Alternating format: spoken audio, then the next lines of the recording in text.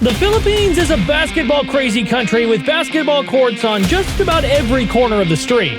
But no matter how much Filipinos love the sport, they've struggled to make it big in basketball and have never produced a homegrown NBA-level talent. Going in the lane, 5, Vargas gets rejected. Well, AJ Aduce. Still, with the way the game has been growing in the Philippines and how the talent level has been increasing at a steady rate, we might be seeing more Filipinos following in the footsteps of Filipino-American players Jordan Clarkson and Jalen Green. So let's look at the top 5 future Filipino prospects. Honorable mention, Sotto.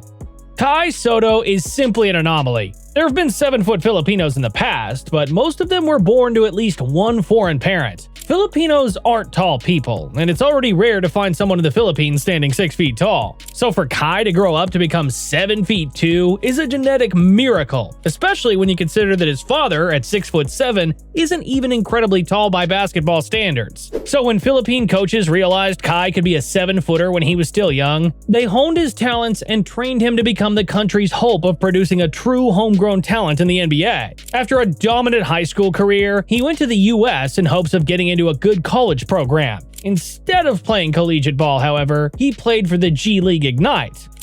And Sotto another chance in a thunderous jam. However, he didn't get to play with that team, hurting his chances at the NBA draft. Despite some positive reviews from scouts, Sotto went undrafted in the 2022 NBA draft. However, the 22-year-old prospect still has hope. He went on to play professionally in Australia and Japan, putting up solid numbers. Kai's skills are remarkable because he can shoot jumpers and score from the post. He's a bit on the raw side and is on the leaner side of the weighing scale. His thin frame and lack of elite mobility for a 7-footer were the biggest red flags for most teams. Still, there's hope for him, especially when you consider the fact that he can still get better with age and experience, especially if he bulks up and adds a bit more mobility to his gigantic frame. And there aren't a lot of 7'2" players who have his skill set.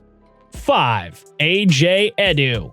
Standing 6 feet 10 inches, Ariel John Edu isn't exactly a player we'd call homegrown. He was born in Cyprus to a Filipino mother and a Nigerian father. He honed his talents in Cyprus before moving to England, where he established himself as one of the top teenage players in his division. Edu eventually started playing in the Elite Academy Basketball League at the age of 17, winning the EABL West Conference Defensive Player of the Year award by averaging monster double-double numbers. That's when he caught the eye of college teams in the US. Edu couldn't draw attention from Division I teams, but ultimately joined the University of Toledo Rockets of the Mid-American Conference. Team in minutes played, but leads the team in free throws attempted by an overwhelming margin. Though he was offensively raw and didn't play a lot of minutes, his defensive skills stood out when he averaged 1.7 blocks in just 14 minutes per game as a freshman. He had a total of 57 blocks his freshman year, setting a freshman record in the program's history. Edu eventually committed to the Philippine national team.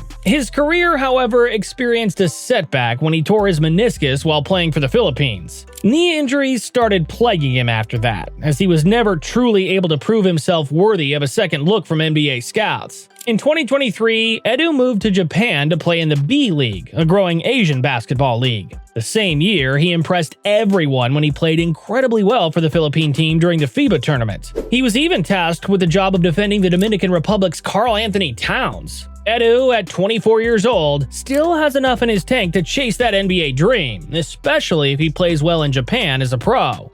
4. Dwight Ramos. He's somewhat of a celebrity in the Philippines because he combines good looks, humility, and a serious nature that's almost entirely focused on basketball. Dwight Ramos may have been born to a Filipino father in California, but the 6'4" guard eventually moved to the Philippines after struggling to get minutes with Cal State Fullerton, where he spent 2 seasons as a bench player, averaging 2.8 points in just 7.7 minutes a game.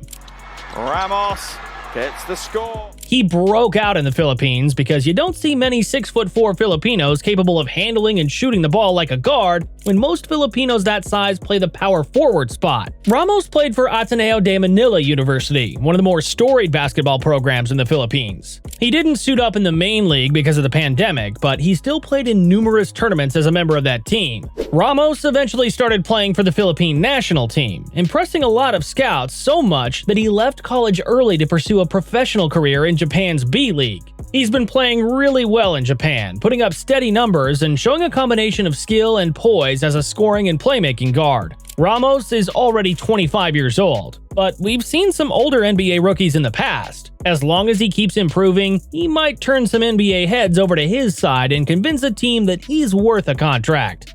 3. Francis LeBron Lopez. You'd have to be seriously talented if your friends back home in the Philippines gave you the nickname LeBron. That's what happened to Francis Lopez, an incredible young Filipino-Angolan prospect. Lopez grew up in the Philippines, where he ultimately became one of the most interesting prospects because you don't see many young Filipinos standing 6'6" but can play the wing. If you're somewhere between 6'4" and 6'6" in the Philippines, you'd be forced to play center. That wasn't the case for Francis, who grew up more mobile and more skilled than most other players his size. With a forward pass, Francis Lopez all the way. The guy was doing LeBron-like dunks as a high schooler before realizing he had the potential to take his game overseas. So instead of staying in the Philippines after high school, he tried to go to the US to play for Overtime Elite, the same professional league that produced Amen and Asar Thompson. He tried to go to Australia to play in the NBL, only for him to fail his qualifications as an Asian import. Lopez eventually went back to the Philippines, where he dominated as a college rookie, eventually winning the Rookie of the Year honors. His awesome athletic abilities shone brightly because you don't see a lot of 6'6" Filipinos capable of running the floor and skying high for dunks. While Lopez is set to have a fruitful college career in the Philippines, the NBA dream is still there, especially if a scout sees that his physical tools are impressive enough at the highest level of basketball. 2. Victorious Miller. If there's one prospect Filipinos should be excited about, it should be Victorious Miller, a young 19-year-old Filipino-American prospect. There's not a lot we know about him except for the fact that he's one of the best shooting guards in America. Unlike some of the other Phil-Am prospects of the past, he's a legit D1 player who's wired to score the basketball at will, much like Clarkson and Green. He averaged 13.5 points for Compass Prep in Arizona.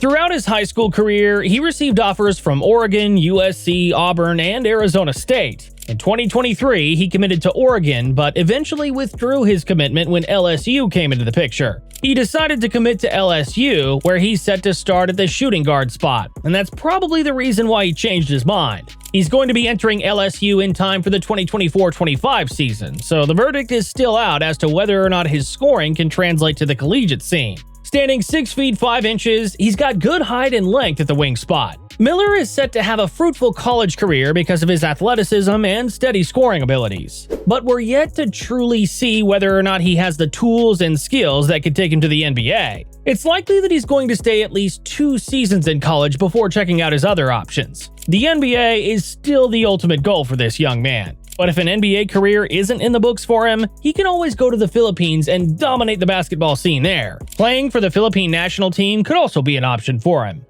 1. Andy Hamao. At 18 years old, Andy Hamao is one of the youngest Filipino prospects in the world. He was raised by Filipino parents before becoming the MVP of the juniors division of the NCAA in the Philippines. Early in 2024, he even got into California's Veritas Academy, a Nike elite school. Standing at 6 feet tall, he's got real guard skills and has been impressive enough to attract the attention of collegiate scouts. Hamao decides to attack Andy all the way to the basket. He's become the star of the under-18 national team, showcasing his next-level playmaking and scoring skills. He's not yet done with high school and has transferred to Toronto, Canada, where he can get a fresh start to his final days as a prep player. It's likely that his stint in Canada will give him the stock he needs to earn more offers from top D1 players in the US. And they say that he could seriously make some noise in the Ontario basketball scene, especially because he's the first full Filipino player to play at such a high level in Toronto. Some of his coaches give him high praise because he's quite explosive. But while he may not be the most athletic guard, he has the craftiness and shiftiness of Kyrie Irving, capable of dribbling his way out of trouble and finding cracks and holes in the defense. With his youth, athleticism, and potential, the sky's the limit for Hamau, who's looking to follow in Kai Sotto's footsteps as a possible NBA prospect.